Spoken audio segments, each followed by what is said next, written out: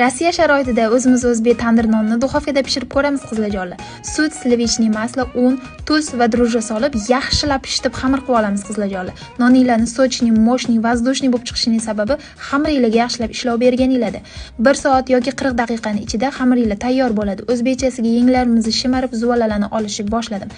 Haqiqiy o'zbekcha tandir nonga o'xshasin deb ikkita katta zuvala qilib qo'ya qoldim va nonlarimizga ishlov berishib boshladim. Rossiyachilik buyog'i cho'kish yo'q, cho'kish o'rniga kosa bilan vilkadan foydalandim.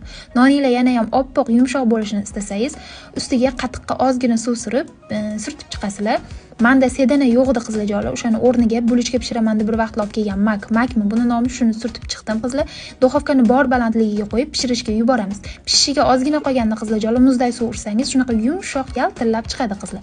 Qaranglar qanaqa yumshoq. Erim ham duo qilib mazza qilib yedik. Video yoqqan bo'lsa, like bosib, kommentariyada o'zingizlarning fikringizni qoldiringlar. Musofir kelin hayot sizga ham qiziq bo'lsa, menga obuna bo'lib kuzatishda davom eting. Videoni ko'rib ketkizgan vaqtingizga rozi bo'ling.